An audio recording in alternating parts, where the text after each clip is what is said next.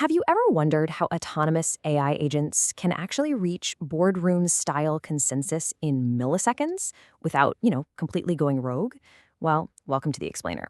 Today we're unraveling the fascinating world of the Swarmbot's pipeline architecture. We're going to look closely at exactly how raw data gets ingested, fanned out to multiple specialized AI agents, and then transformed into a single, unified, high-confidence decision. It's an incredibly structured, highly observable system, and it is built for absolute reliability. Let's quickly go over our roadmap for today. First, we'll meet the pipeline. Second, the agent fan-out stage. Third, scoring the swarm consensus. Fourth, when the swarm fails. Fifth, telemetry and alerting. And finally, number 6, future-proofing the swarm. This perfectly mirrors the chronological life cycle of a data event right inside the Swarmbot's ecosystem. Section 1. Meet the pipeline, the life of an event.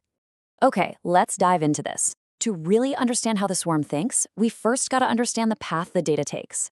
The life of a Swarmbot's event moves through 5 beautifully structured sequential stages. First up, raw data is ingested and normalized. Then, we move to step 2, building context. This is where the pipeline reaches out to external storage, like a Redis database, for example, and enriches that data with historical state. Step 3 is the agent fan-out, where this context-rich event is handed off to specialized autonomous agents. Step 4 is the swarm consensus, where the pipeline synthesizes all of their individual votes into one unified decision.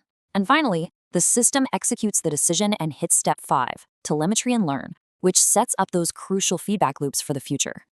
Now, to ensure absolutely no event gets lost in the swarm, we use trace IDs. In this ecosystem, a trace ID brilliantly persists across every single data model. So whether you're looking at the initial raw event during ingestion, the contextual event, the final swarm decision, or even a future policy update, that specific ID, like, say, trace1, is explicitly carried over. It gives us this beautiful end-to-end observability across both the Python and TypeScript runtimes. Moving on to Section 2, the agent fan-out stage. The boardroom evaluates. I like to think of this stage as a literal corporate boardroom, where highly specialized directors are handed their briefing packets. Meet 2 of our board members. First, the price oracle agent. When it gets the contextual event, its sole job is to evaluate price data. It defaults to a confidence score of 0.8 and usually outputs a decision to target a quote. Sitting right next to it is the risk guard agent. This one evaluates transaction size to determine risk. If a transaction is over 1,000, it flags it as high risk, recommending a review action with a lower confidence score of 0.6. But if it's 1,000 or less, normal risk, so it allows the transaction with a high confidence score of 0.9. They independently digest the exact same event, but output highly specialized decisions. And this setup brilliantly highlights the architectural parity between the system's 2 runtimes.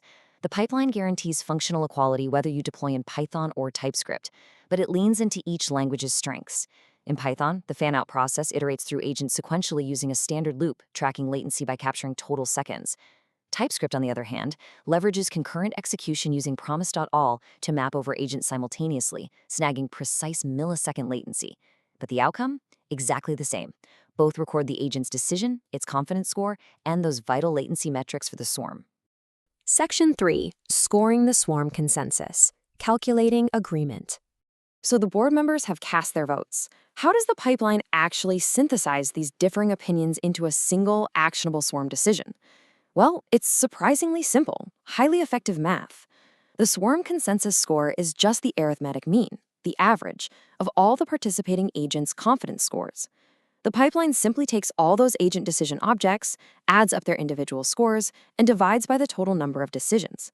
Then it just picks the best decision, the one with the highest individual confidence, to act as the final swarm action. But what if an agent forgets to write down its confidence score? Well, to maintain stability, the pipeline has a strict rule for that. If a participating agent returns a decision but omits a specific score, the system strictly assigns a default score of exactly 1.0.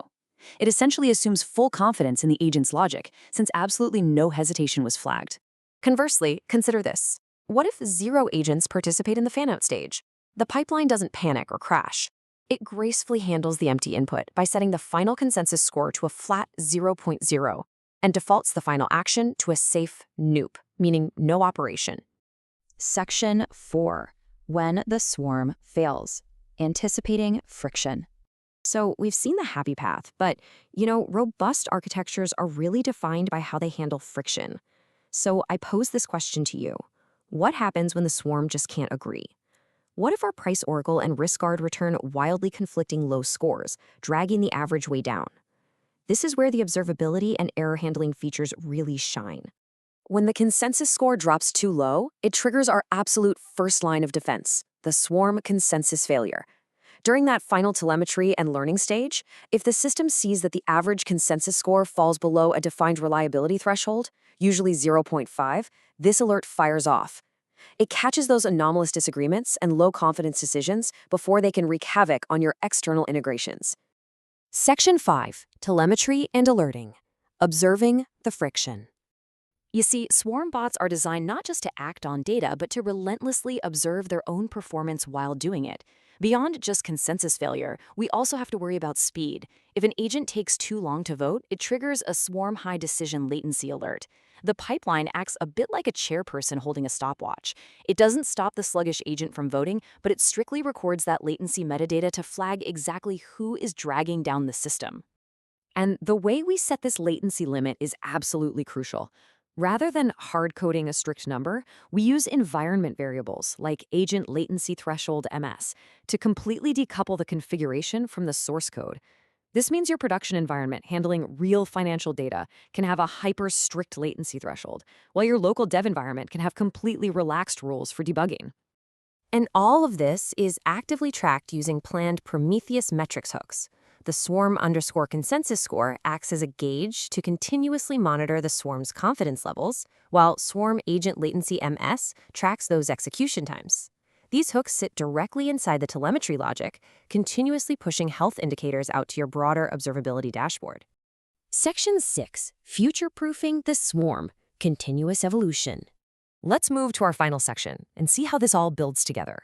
Because tracking alerts is really only half the battle. When the pipeline hits those failure thresholds, it doesn't just log an error and forget about it. It automatically kicks off continuous training and continuous monitoring loops. It starts investigating exactly why there was low confidence or sluggish latency, creating an evolving, self-correcting intelligence. Ultimately, the highest purpose of that telemetry stage is to generate a policy update object packed with fresh metadata logic. If an agent is consistently dragging down latency or giving poor scores, the pipeline generates a policy update to dynamically bypass, retrain, or even entirely replace that agent.